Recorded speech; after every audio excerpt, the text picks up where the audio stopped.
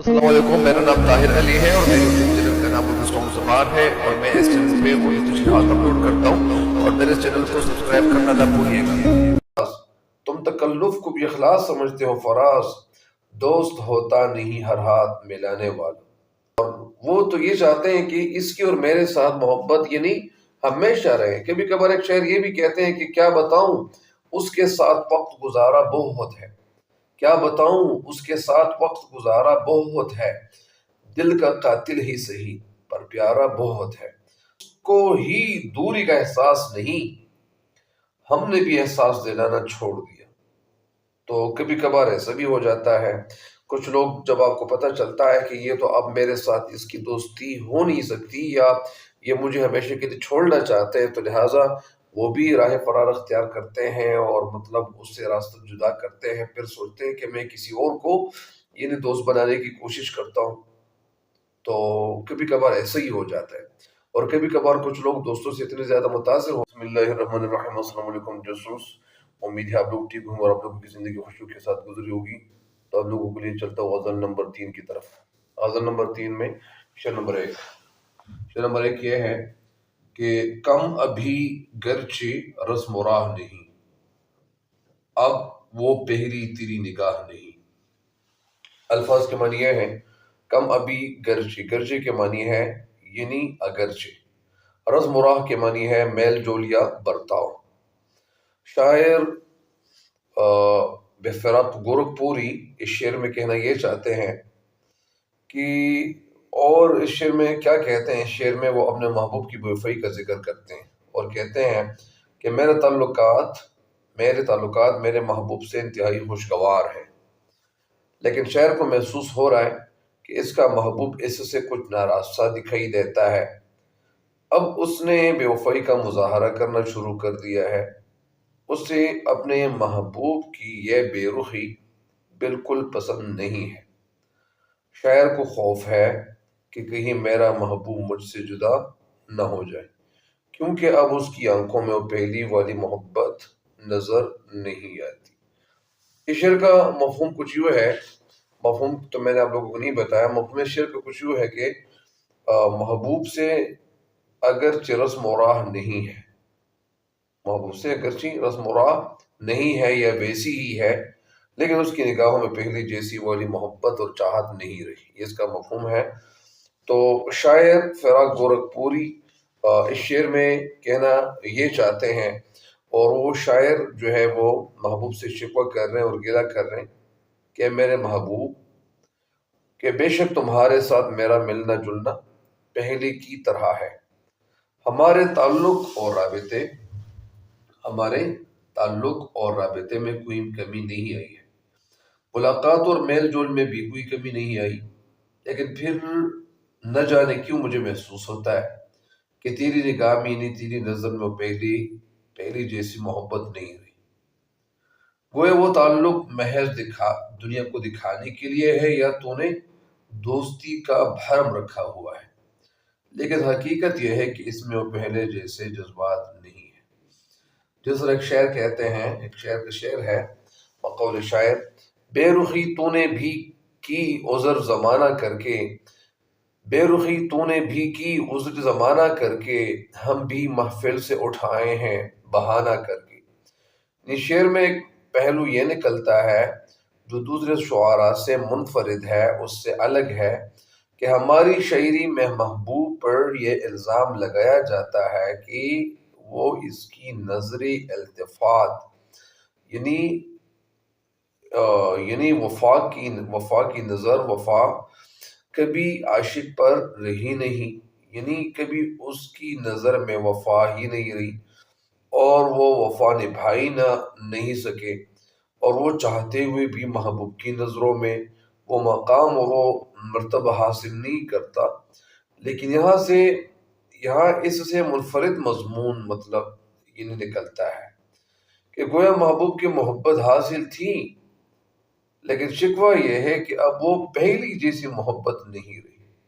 जिस तरह एक शायर कहते हैं कि मंसूब थे जो लोग मेरी जिंदगी के साथ, मंसूब थे जो लोग मेरी जिंदगी के साथ, اکثر وہی ملے ہیں بڑی بے رخی کے ساتھ۔ یعنی یہ بات حقیقت پر مبنی ہے کہ انسان جس سے محبت اور دوستی کا دعویٰ کرتا ہے اس کے مزاج میں آنے والی چھوٹی سی بھی تبدیلی بہت جلد محسوس کر لیتا ہے۔ اصل میں شاعر کہنا یہ چاہتے ہیں کہ اب یعنی تیری جو ملاقاتیں ہوتی تھی تو مجھ سے مطلب ہر وقت ملتے رہتے تھے اور ہر وقت کسی نہ کسی بات پہ گفتگو ہم کرتے رہتے تھے، لیکن شاعر نے جب محبوب کو دیکھا تو اس کو فوراً پتہ چلا کہ اس کی جو محبت ہے اس میں کمی ہو گئی ہے۔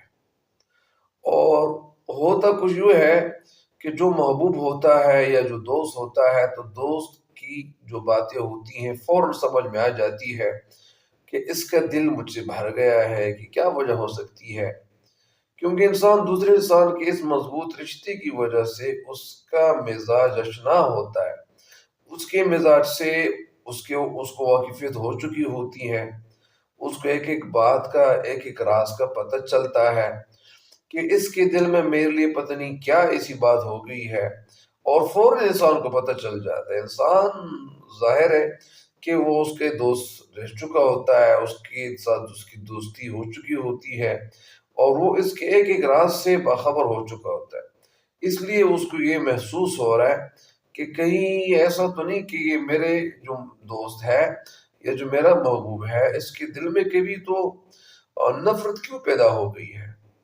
اور خاص طور پر بے رخی اجنبیت محبت کی کمی بہت جلد ستانے لگتی ہے، فوراً پتہ چل جاتا ہے کہ اس کے دل میں میرے لیے محبت نہیں رہی۔ تو یہی وجہ ہے کہ شاعر کو اپنے محبوب میں آنے والی چھوٹی سی تبدیلی بھی محسوس ہوئی۔ تبدیلی محسوس اس لیے ہوئی کہ اس کو پتہ چل گیا کہ یہ مجھ سے محبت نبھا نہیں رہا، اور نہ صرف محسوس ہوئی وہ بلکہ وہ اس کی تکلیف دہ بھی ہے، یعنی اس کے لیے تکلیف کے باعث بھی ہے۔ ظاہر ہے کہ جب ایک دوست کسی کے ساتھ یعنی وقت گزارا ہوتا ہے، اس کے اس دوست کی وجہ سے اس کی زندگی بن چکی ہوتی ہے اور وہ دوست اس کے کام آ رہا ہوتا ہے، لیکن کبھی کبھار ایسا ہو جاتا ہے کہ وہ محبوب اس کا بننا نہیں چاہتا۔ کبھی کبھار تو احمد فراز اس حوالے سے یہ بھی کہتے ہیں کہ تم تکلف کو بھی اخلاص سمجھتے ہو فراز، تم تکلف کو بھی اخلاص سمجھتے ہو فراز، دوست ہوتا نہیں ہر ہاتھ ملانے والا۔ کبھی کبھار تو ایسا بھی ہو جاتا ہے، اور کبھی کبھار ایک شاعر یہ بھی کہتے ہیں، لیکن یہ کچھ شاعر کہتے ہیں، ہر شاعر نہیں کہتے۔ جس طرح ایک شاعر کہتے ہیں کہ تجھے غیروں سے کب فرصت ہم اپنے غم سے کب خالی، تجھے غیروں سے کب فرصت ہم اپنے غم سے کب خالی، چلو بس ہو چکا ملنا نہ تم خالی نہ ہم خالی۔ تو کبھی کبھار کچھ شاعر ایسے بھی کہتے ہیں، لیکن یہاں پہ شاعر کہنا یہ چاہ رہے ہیں کہ یہی وجہ ہے کہ شاعر کو اپنے محبوب میں یعنی وہ جو تبدیلی تھی محسوس ہوئی، بلکہ وہ اس کی تکلیف کے باعث بھی ہے، کیونکہ وہ اس کو کھونا نہیں چاہتے، کیونکہ وہ اس کے ساتھ دوستی ہمیشہ کے لیے کرنا چاہتے ہیں، اور اس نے تو یہ سوچا تھا کہ یہ میرا دوست ایسا رہے گا جس طرح ہم سنتے آئے ہیں کہ دوست وہ جو مصیبت کا وقت قائم آئے۔ ظاہر ہے کہ محبوب کو یا دوست کو سارے رازوں کا پتہ چل چکا ہوتا ہے، اس وجہ سے وہ اس کو چھوڑنا نہیں چاہتے، کیونکہ کچھ لوگ اسے ایسے متاثر ہو جاتے ہیں اور اس کے ساتھ جو دوستی ان کی ہو رہی ہوتی ہے تو پھر اس کا دل نہیں چاہتا کہ اس کو چھوڑ جائے، بلکہ وہ اس کے لیے تکلیف کا باعث بھی بنتا ہے، کیونکہ وہ اپنے رشتے کی مضبوطی جانتا ہے، اور محبوب سے ذرا سی بھی دوری اس کے لیے برداشت سے باہر ہے، یہ ناقابل برداشت ہے۔ جس طرح ایک شاعر کہتے ہیں کہ ہر بات جانتے ہوئے بھی دل مانتا نہ تھا، ہر بات جانتے ہوئے بھی دل مانتا نہ تھا، ہم جانے اعتبار کے کس مرحلے میں تھے، ہم جانے اعتبار کے کس مرحلے میں تھے۔ تو کبھی کبھار کچھ لوگ ایسے ہی ہوتے ہیں کہ وہ اس کا دل نہیں چاہتا کہ وہ اس کو چھوڑ جائے، اور وہ تو یہ چاہتے ہیں کہ اس کی اور میرے ساتھ محبت یعنی ہمیشہ رہے۔ کبھی کبھار ایک شاعر یہ بھی کہتے ہیں کہ کیا بتاؤں اس کے ساتھ وقت گزارا بہت ہے، کیا بتاؤں اس کے ساتھ وقت گزارا بہت ہے، دل کا قاتل ہی صحیح پر پیارا بہت ہے۔